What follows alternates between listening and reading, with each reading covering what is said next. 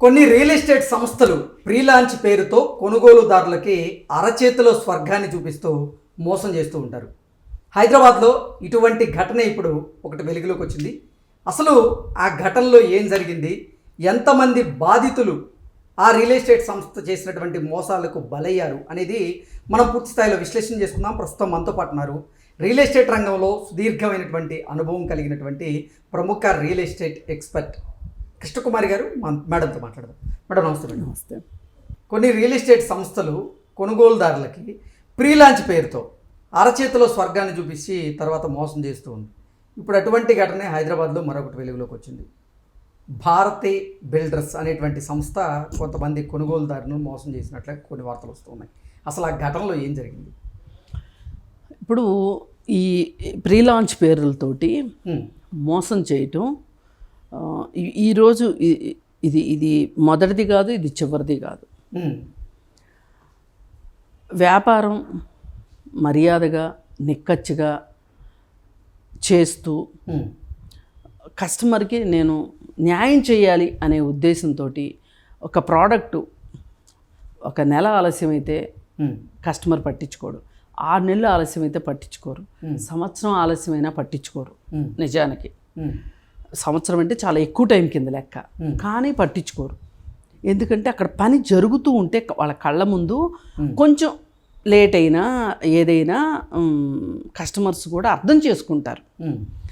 అయితే కొంతమంది ఉద్దేశపూర్వకంగా మోసం చేయాలి అన్న ఉద్దేశంతో ఇప్పుడు ప్రాజెక్ట్ మొదలెట్టిన తర్వాత ఇబ్బందులు రావడం వేరు, కానీ అసలు నువ్వు కట్టడమే మొదలెట్టకుండా మోసం చేస్తే, ఇప్పుడు దిల్షు నగర్ అవతల సిరీస్ కంపెనీ ల్యాండ్ ఉంది. సిరీస్ కంపెనీ ల్యాండ్ గవర్నమెంట్ 1965లో ఇచ్చింది కంపెనీకి. ఏమని ఇచ్చింది? మీరు ఎప్పుడైనా సరే అక్కడ ఈ ఇండస్ట్రీలే నడపాలి, లేని పక్షంలో మీరు కంపెనీ తీసేసినప్పుడు భూమి మళ్ళీ ప్రభుత్వానికి చెందుతుంది అనే ఒక కండిషన్ తోటి వాళ్ళకి ఇచ్చారు. అయితే వాళ్ళు ఏం చేశారంటే తెలివిగా సిరీస్ కంపెనీని తీసేసి వాసవి బిల్డర్స్ వాళ్ళకి ఆ ల్యాండ్ ఇచ్చారు. ఆ ల్యాండ్ ఇస్తే అదొక కేసు ఇప్పుడు గవర్నమెంటు అలర్ట్ అయ్యి ఆ కంపెనీ మీద కేసు పెట్టింది. ఈలోపు ఇంకొక అతను ఎవరో ఒక ముస్లిం అతను ఆ ల్యాండ్ మా ఫ్యామిలీ ల్యాండ్ అని చెప్పి అతను కేసు వేశాడు. ఇద్దరి మధ్యలో ఇప్పుడు ఆ కేసు ఆ భూమి నలుగుతుంది. కానీ కొంతలో కొంత ఏంటి విషయం అంటే కన్స్ట్రక్షన్ జరుగుతుంది. ఓకే, అది ఇప్పుడు ఈ 2 వివాదాలు వస్తాయి అని చెప్పి ఈ వాసవి బిల్డర్స్ అతనికి తెలియకపోవచ్చు. ఈ వాసవి బిల్డర్స్ గత ప్రభుత్వంతో చాలా మంచిగా మెలిగి కవిత అసలు ఆయనకి పార్ట్నరు అనేంత లెవెల్లో ఉంది కాబట్టి ఏదైనా తెలుపు నలుపు నలుపుని తెలుపు చేయగలిగి ఈ ప్రాజెక్ట్ ముందుకెళ్ళగలిగి ఉండేది. కానీ ఇప్పుడు గవర్నమెంట్ మారటంతో అతనికి న్యాయపరమైన చిక్కులు వచ్చి ఆ ప్రాజెక్టు అటు ఇటు కాకుండా ఉంది. ఇప్పుడు అట్లాంటి వాటిని మనం అర్థం చేసుకుంటాం, ఏదో ఓవర్లుక్లో జరిగిందని. కొంతమంది అసలు ప్రాజెక్టు మొదలెట్టేటప్పుడే ఈ విధానంగా మొదలెడుతున్నారు. ఏది ప్రీ లాంచ్ పేరుతోటి డబ్బులు వసూలు చేసి వాళ్ళకి తెలిసి చేస్తున్నారు. వీళ్ళనే విల్ఫుల్ ఫ్రాడ్లెంట్స్ అంటారు. వీళ్ళు కావాలనే చేస్తున్నారు. ఇప్పుడు నిన్న కాక మొన్నటి వరకు మనం ఒక సాహితీ ఇన్ఫ్రా గురించి మాట్లాడుకున్నాం, లక్ష్మీనారాయణ అనే ఆయన గురించి. ఆయన కూడా ఇట్లాగే అటు నిజాంపేట అవతల ఒక లేఅవుట్ వేస్తున్నాను అని చెప్పి జనాలందరి దగ్గర డబ్బులు వసూలు చేసి ఆ ప్రాజెక్టు మొదలెట్టకపోతే అందరూ కలిసి కేసేశారు. కేసేస్తే ఆయన వెళ్ళి చక్కగా శ్రీకృష్ణ జన్మస్థానంలో కూర్చున్నాడు. ఆయన అప్పుడు అసలు ఈ డబ్బులన్నీ జనాల దగ్గర నుంచి వసూలు చేసిన డబ్బులన్నీ ఏం చేశాడు అనేది తీస్తే ఆయన దుబారాలు చేయటానికి, కూతురు పెళ్లి చేసుకోవడానికి, ఇళ్ళు కట్టుకోవడానికి, ఆయన సూట్లు కొనుక్కోవడానికి, అలాగే తిరుమల తిరుపతి దేవస్థానం ట్రస్టు బోర్డు మెంబర్షిప్ కొనుక్కోవడానికి కూడా ఈ డబ్బులే వాడాడని రాసి ఉన్నాయి దాంట్లో. సరే, ఒక లాయర్ కోర్టులో కేసేసి అటు ముందు అసలు టీటీడీ బోర్డు మెంబర్షిప్ క్యాన్సిల్ చేయించాడు. అలాగే కస్టమర్స్ తరఫున ఆయన ఫైట్ చేస్తున్నాడు ఒక లాయరు. అలాగే గుట్టల బేగంపేటలో కూడా నేను ఒక కమర్షియల్ కడుతున్నాను అని చెప్పి ప్రీ లాంచ్ పేరుతోటి అమ్మేశాడు. అమ్మేసేసి ఆ డబ్బులన్నీ స్వాహా చేసేసాడు. ఇప్పుడు ఇక్కడ కొన్నోళ్ళు ఇప్పుడు కొంతమంది రాజకీయ నాయకులు కూడా కొంటుంటారు, పోలీసులు కొంటుంటారు, రెవెన్యూ డిపార్ట్మెంట్ వాళ్ళు కొంటుంటారు. ఇట్లాంటి వాళ్ళ దగ్గర వాళ్ళ డబ్బులు పోయినా బాధ అనిపించదండి. ఎందుకంటే వాళ్ళు జనాల నుంచి తీసుకున్న డబ్బులు కాబట్టి, లంచాల డబ్బులు కాబట్టి సరే పోనీలే. కానీ ఒక ఉద్యోగి తన జీతంలో ఈఎంఐ పెట్టి కొంటాడు చూడండి, అసలు అది ఎంత దారుణం. ఇప్పుడు బ్యాంకులు ప్రీ లాంచ్ ప్రాజెక్టులకి లోన్లు ఇవ్వడం ఆపేసినాయి. మంచి పని చేసింది. ఈ పని ముందే చేసి ఉండాల్సింది. ఇప్పుడు వాడు ఈఎంఐ కట్టాల్సిందేనా చచ్చినట్టు? అవును. కొంతమంది ఉంటారు పాపం, ఎక్కడో ఒక చోట స్థలం ఉంటుంది, అది అమ్మేస్తారు. అమ్మేసి సిటీలో అపార్ట్మెంట్ కొనుక్కుందాం అనుకుంటారు. అదే ముందు డబ్బులు ఇస్తే చాలా తక్కువ అవుతుంది కదా, ఈ డబ్బులు మళ్ళీ బ్యాంకులో పెడితే వడ్డీకి ఇన్కమ్ ట్యాక్స్ కట్టాలి. ఈ వార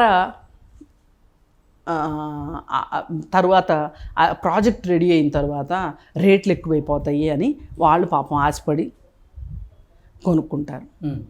ఇట్లా ఒక రకంగా మధ్యతరగతి వాళ్ళు కూడా వాళ్ళ రక్తము చెమట తోటి సంపాదించిన డబ్బుల్ని ఈ విధంగా ఇట్లా మోసం చేయటం చూస్తే బాధ అనిపిస్తుంది. ఇప్పుడు వీళ్ళు ఈ భారతీయ బిల్డర్స్, ఈ భారతీయ బిల్డర్స్ వాళ్ళు ల్యాండ్ చూపించారు జనాలకి, ల్యాండ్ ఉంది, డబ్బులు వసూలు చేశారు.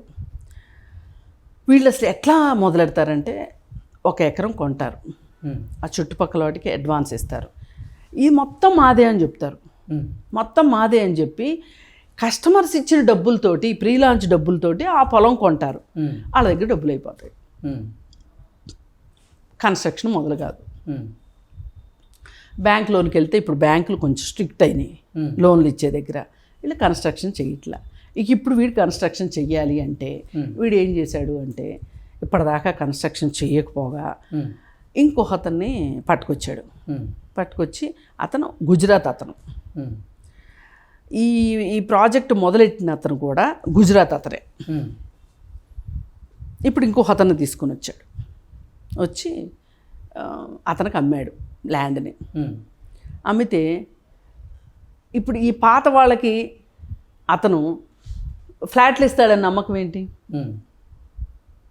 ఇప్పుడు కొత్తగా ల్యాండ్ కొనుక్కుంటున్నాడు. ఇప్పుడు నిన్న మొన్న వచ్చింది పేపర్లో, 2 గుజరాతీల వాళ్ళలో హైదరాబాద్ కస్టమర్లు విలవిల అని పేపర్లో వచ్చింది. చూస్తే బాధ అనిపించింది. పేపర్ వాళ్ళు ప్రాస కోసం ఏదో రాస్తారు కానీ అందులో ఫ్లాట్ ఒకటి కొంటే తెలుస్తుంది ఆ బాధ ఏంటో. అందుకని నేను ఎన్నో సంవత్సరాలుగా చూసిన అనుభవాన్ని బట్టి నాకు అర్థమైనంతలో మోసం చేయడానికి ఇది ఒక ఎత్తులాగా ఉన్నారు. అంటే ఇప్పటివరకు అసలు ప్రీ లాంచ్తో వచ్చినటువంటి రియల్ ఎస్టేట్ కంపెనీలు అన్నీ కూడా ఈ ప్రీ లాంచ్ పేరుతో కస్టమర్లను మోసం చేస్తూనే ఉన్నాయి. వాటి మీద పెద్ద ఎత్తున మీలాంటి సామాజిక అవగాహన కల్పించేటువంటి ప్రయత్నం కూడా అందరూ చేయలేదండి. అంటే ప్రీ లాంచ్ అనేది అసలు మోసం కాదా?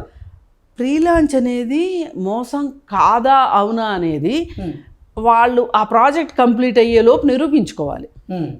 అందరూ మోసం చేయరు. ఇప్పుడు రామేశ్వరరావు ఉన్నారు, ఆయన ప్రీ లాంచ్లో అమ్మారు, ఆయన మోసం చేశారా? ఓకే. రాజపుష్ప వాళ్ళు చేశారు, ప్రీ లాంచ్ చేశారు, వాళ్ళు మోసం చేశారా? ఇట్లా ఉన్నాయి, ఒక 5-6 పేరెన్నికన్న కంపెనీలు ఉన్నాయి. వాసవి వాళ్ళు ఉన్నారు, వాసవి వాళ్ళు ప్రీ లాంచ్ చేశారు. ఇప్పుడు ఒకటండి, ఆకాశ హార్మ్యాలు కావాలి అని అనుకుంటే గనక వాళ్ళు ఖచ్చితంగా ప్రీ లాంచ్కి వెళ్తున్నారు. వాళ్ళు నిజంగా ఎన్ని డబ్బులున్నా జనాల డబ్బులు లేనిదే వాళ్ళు కట్టలేరు. ఇది వాస్తవం. ఇది ఎవరైతే అర్థం చేసుకుంటారో వాళ్ళు మినీ గేటెడ్ కమ్యూనిటీలకు వెళ్ళడం బెటరు. మినీ గేటెడ్ కమ్యూనిటీలు అంటే ఒక 2 ఎకరాలలో ఒక 7 అంతస్తులు కడతారు. 7 అంతస్తులు ఒక 2-3 బ్లాకులు వస్తాయి. దాంట్లో అక్కడే ఈ చిన్నపాటి క్లబ్బు ఇవన్నీ కూడా వస్తాయి. నాకు తెలిసి జైబేరి ప్రీ లాంచ్ చేయదు. అలాగే కేఎల్ నారాయణ గారు ఉన్నారు, ఆయన ట్రెండ్ సెట్, వాళ్ళు కూడా చేయరు. ఒకవేళ వాళ్ళు కూడా చేస్తారేమో నాకైతే, అంటే వాళ్ళు పబ్లిక్కి ఇవ్వరు. ఇప్పుడు పబ్లిక్లో పేపర్ అడ్వర్టైజ్మెంట్ ఇవ్వరు వాళ్ళు. ఇప్పుడు ఫస్ట్ పేజీ తీస్తే చాలు అడ్వర్టైజ్మెంట్లకే బోలు డబ్బులు ఖర్చు పెడుతున్నారండి వీళ్ళు. కొత్త కొత్త బిల్డర్స్ వచ్చేసి ఈ జనాలు ఆకర్షితులైపోతున్నారు. ఇప్పుడు ఎవరెవరో వస్తున్నారు, ఆదిత్య కన్స్ట్రక్షన్స్ వాళ్ళు, ఆ ఆదిత్య వాళ్ళు కూడా ప్రీ లాంచ్ చేశారు. ప్రీ లాంచ్ చేసి ఒక ప్రాజెక్ట్ అయితే 7 సంవత్సరాలు కట్టారు వాళ్ళు. ఇక ఆ కస్టమర్లకు మటుకు దండం పెట్టాలి వాళ్ళ ఓపిక్కి. ఫైనల్లీ వాళ్ళకి ప్రాపర్టీ వాళ్ళ చేతికి వచ్చింది. అంటే కొన్ని రియల్ ఎస్టేట్ సంస్థలు తీసుకుంటున్నటువంటి నిర్ణయాల వల్ల, ఈ ప్రీ లాంచ్ల వల్ల అయితే నిజంగా కొనుగోలుదారులు అయితే ఇబ్బంది పడుతున్నటువంటి పరిస్థితి ఖచ్చితంగా. అందుకే ఇప్పుడు బాగా డబ్బులు ఉన్నోళ్ళు అనుకోండి, ఒక 5 కోట్లు పెట్టి ఫ్లాట్ కొంటున్నారనుకోండి, వాళ్ళకి అవి ఆ డబ్బులు ఉన్నా లేకపోతే, అంటే ఆ డబ్బులు పొమ్మని నా ఉద్దేశం కాదు, మోసం చేయమని నా ఉద్దేశం కాదు, వాళ్ళు తట్టుకోగలుగుతారు. ఓకే, మధ్యతరగతి వాళ్ళు తట్టుకోలేరు. అందుకని మనం ఏం చేయాలి అంటే మినీ గేటెడ్ కమ్యూనిటీలకు వెళ్ళండి.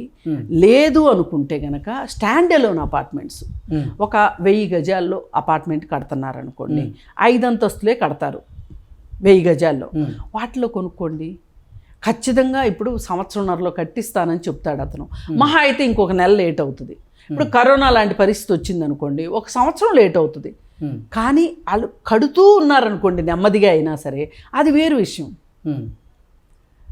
అసలు ఈ పెద్ద పెద్ద ఆకాశహారమాల్లోకి వెళ్ళి వాళ్ళు కష్టపడి మనము కష్టపడి వాళ్ళు మోసం చేసి మనం దోపిడీకి గురయ్యి వీటన్నిటికన్నా బెటర్ ఏంటి అంటే మధ్యతరగతి వాళ్ళు చక్కగా స్టాండ్ అలోన్ అపార్ట్మెంట్లు కొనుక్కుంటే మీకు ఇబ్బంది లేకుండా ఉంటుంది. ఓకే, ఖచ్చితంగా మీరు గుర్తించాల్సింది, గుర్తుపెట్టుకోవాల్సిన విషయం ఏంటి అంటే, ఇప్పుడు హైదరాబాద్లో అపర్ణ గ్రూప్ ఉంది, రామేశ్వరరావు గారు మై హోమ్ ఉంది, అట్లా రాజపుష్ప ఉంది, ఇప్పుడు ఆదిత్య కూడా లేట్ అయినా పర్వాలేదు, వాసవి ఉంది. ఇట్లాంటి ఒక 5-6 గ్రూపులు ఉన్నాయి. ఈ 5-6 గ్రూపులు దగ్గరికి వెళ్ళి ఒకవేళ చేతులు ఇరుక్కున్నా కానీ మీరు ఏదో రకంగా బయటపడగలుగుతారు వాళ్ళ దగ్గర. ఇప్పుడు ఈ కొత్తగా వచ్చేవాళ్ళు వేరే రాష్ట్రాల నుంచి ఇక్కడికి వచ్చి హైదరాబాదులో అమాయకులు ఉన్నారు అని చెప్పి వస్తే, ఇప్పుడు వీళ్ళిద్దరు గుజరాత్ వాళ్ళు వచ్చారు, ఒకటో కృష్ణుడు రెండో కృష్ణుడు లాగా వచ్చారు. ఇప్పుడు దీనివల్ల ఎంత నష్టం, అసలు ఎంత మనోవేద. ఇప్పుడు ఇట్లాంటప్పుడు ఏం జరుగుతుంటుందంటే, నేను కస్టమర్స్ తోటి చాలా రెగ్యులర్గా కాంటాక్ట్లో ఉంటాను కదా, భార్యకి ఇష్టం లేకుండా భర్తకి ఇష్టం లేకుండా భార్య ఒక నిర్ణయం తీసుకున్నారనుకోండి, అంతా మంచి జరిగితే ఏమీ లేదు. ఏదైనా ఇట్లాంటిది జరిగిందనుకోండి, ఆ ఇల్లు రణరంగం అయిపోతాయి అన్నమాట. నువ్వు చెప్పబట్టే నువ్వు చేయబట్టే అని భర్త, నువ్వు చెప్పబట్టే నువ్వు చేయబట్టే అని భార్య. ఈ కుటుంబ కలహాలకు కూడా దారితీస్తాయి. అందుకని మన జేబులకు చిల్లులు పడకుండా ఉండాలి అంటే పెద్ద పెద్ద ఆఫీసులు ఉన్నాయా, జిగేల్ మన ఆఫీసులు ఉన్నాయా, కార్పొరేట్ ఆఫీసులు ఉన్నాయా, ఇవేమీ చూడకండి. మీకు కావాల్సింది ఏంటి అంటే కనీసం 25% వర్క్ అయిన తర్వాత 50% వర్క్ అయిన తర్వాత మీరు డబ్బులు ఇవ్వడం మొదలెట్టండి. ఓకే, కంప్లీట్ అవుతాయి అవి. ఓకే, 50% కట్టినోడు కట్టకుండా ఉండడు, కంప్లీట్ అవుతాయి. అసలు మీరు భూమి పూజ చేయకముందే డబ్బులు ఇస్తే ఆ డబ్బులు తీసుకుని వాడు పరారైతే వాడిని ఏం చేయగలుగుతారు? అసలు భూమే లేకుండా కొంతమంది ప్రీ లాంచ్ పేరుతో మోసం చేస్తున్నారు. ఇప్పుడు CCS నిండా ఇట్లాంటి కేసులు ఉన్నాయి. ఇప్పుడు దయచేసి నాకేమని అనిపిస్తుందంటే, ఇప్పుడు క్రెడా అని ఒకటి ఉంది, మనకి క్రెడా అని ఉంది, ఈ రియల్ ఎస్టేట్కి సంబంధించి వాళ్ళు ఉన్నారు, అసోసియేషన్ వాళ్ళు అసలు ఒక బులెటిన్ తీసుకురావాల్సిన అవసరం ఉందనిపిస్తుంది. ఓకే, ఏంటి ఇట్లాంటి మోసాలు జరుగుతున్నాయి, వాళ్ళు అప్పుడప్పుడు నెలకో 2 నెలలకో ఒక స్టేట్మెంట్ ఇవ్వాలి. ఈ కంపెనీ ఇలా చేసింది, ఈ కంపెనీ జోలికి మీరు వెళ్ళకండి. పైగా ఇంకొకటి, రెరా అని ఒక కొత్త తీసుకొచ్చింది ప్రభుత్వం. అవును, ఈ రెరా నంబర్ లేకపోతే కొనొద్దు అని కూడా చెప్తున్నారు. కస్టమర్స్ వినట్లేదండి కొన్నిసార్లు. కొన్ని రియల్ ఎస్టేట్ సంస్థల చేపట్టినటువంటి ప్రాజెక్టులకి రెరా రెడ్ నోటీసులు ఇస్తుంది. ఇస్తుంది, కొనొద్దు అని చెప్పి. కొనొద్దు అని ఇస్తుంది. ఇవి అంటే నేనేమంటున్నా అంటే ఇవాళ సమాచారం మన చేతిలో ఉందండి.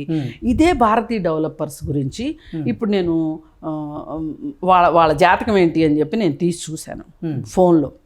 చూస్తే అసలు బానూరు దగ్గర వాళ్ళు ఒక ప్రాజెక్ట్ వేశారు, ఏమీ చేయలేదు, 4 ఏళ్ళు అయింది, మేము మోసపోయాము, మీ డబ్బుల్ని జాగ్రత్త పెట్టుకోవాలంటే అట్లాంటి వాళ్ళ జోలికి వెళ్ళకండి అని. ఇంకొకళ్ళు చీటింగ్ అని పెట్టారు, ఇంకొకళ్ళు ఇంకోటి అసలు పాజిటివ్ కామెంటే లేదు. ఎవరో ఒకటి కావాలని పెట్టించుకున్నట్టు ఉంది తప్పితే ఇన్ని నెగిటివ్ కామెంట్ల మధ్యలో ఒక్క పాజిటివ్ కామెంట్ ఉంది. బండ బూతులు తిడుతున్నారు వాళ్ళని. మరి మీరు డబ్బులు పెట్టేవాళ్ళు చూసుకోవాలి కదా. ఇవాళ మనము ఒక హోటల్కి వెళ్ళాలి అంటే ఆ హోటల్ ఎలా ఉంటుంది, దాని రేటింగ్స్ ఎలా ఉన్నాయి, దాని కామెంట్స్ ఎట్లా ఉన్నాయి అనేది చూసుకుంటున్నావా లేదా? స్విగ్గీలో కామెంట్స్ చూసుకుంటున్నావా లేదా? ఒక ఫుడ్ ఆర్డర్ చేయాలి అంటే మరి అలాంటప్పుడు ఇన్ని కోట్లు లక్షలు పెట్టి మనం కొనుక్కునేటప్పుడు మనం ఈ మాత్రం జాగ్రత్త వహించకపోతే ఎట్లా? ఫుడ్డు ఒక పూట తింటే అయిపోయే ఫుడ్డు, దాని గురించి ఇంత జాగ్రత్త తీసుకుంటున్నాం అంటే ఈ అవేర్నెస్ లేక వీళ్ళు డబ్బులు పెడుతున్నారా, లేకపోతే వీళ్ళు వాళ్ళ కార్పొరేట్ ఆఫీసులు చూసి జిగేలమైన ఆఫీసులు చూసి మోసపోతున్నారో అర్థం కావట్లేదు. కానీ ఇప్పుడు ఈ 10 సంవత్సరాల్లో రామేశ్వరరావు గారు మై హోమ్ అయినా ₹1 ఎక్కువైనా సరే ఆయన ప్రోడక్ట్ అందిస్తున్నాడు, టైం లోపల అందిస్తున్నాడు. లేదు అనుకుంటే 2 నెలలు 3 నెలలు లేట్ అవుతుంది. అట్లాంటి వాటిలో పెట్టుకోండి డబ్బులు. అంతేగాని ఇట్లాంటి వాళ్ళ జోలికి వెళ్ళి మీరు అష్టకష్టాలు పడే కన్నా కూడా మీ జేబులు గుల్ల చేసుకోవద్దు అని చెప్పి క్లియర్ కట్గా నేను నాకున్న ఎక్స్పీరియన్స్ తోటి ఇవాళ చాలా రియల్ ఎస్టేట్ కంపెనీలు ఇది ల్యాండ్లు ప్లాట్లు ఇచ్చిన వాళ్ళు కూడా పెద్ద పెద్ద అడ్వర్టైజ్మెంట్లు ఇచ్చిన కంపెనీలు, అదేదో ఒక కంపెనీ ఉంది కదా, ఎవరైనా బాలసుబ్రహ్మణ్యం గారు వీళ్ళు సువర్ణభూమి ఆయన బోర్డు తిప్పేశాడు. అసలు ఎట్లా బయటికి రాని కేసులు బోర్డు ఉన్నాయి. అందుకని మీరు కొనుగోలుదారులు తస్మాత్ జాగ్రత్త, చాలా జాగ్రత్త. రెరా లేనిది తీసుకోవద్దు, హెచ్ఎండిఏ కానీ తీసుకోవద్దు, అట్లీస్ట్ డిటిసిపి అప్రూవ్డ్ లేఅవుట్లో ప్లాట్లు కొనుక్కోండి. అలాగే ఒక మంచి కంపెనీల్లో కొనుక్కోమని చెప్పి మనం ఈ సందర్భంగా మనం ఏదో వాళ్ళకి చెప్పటం కాకుండా ఒక అవేర్నెస్ కూడా ఇవ్వాల్సిన బాధ్యత మన మీద ఉంది మీడియా పరంగా. Okay madam, thank you so much. Thank you.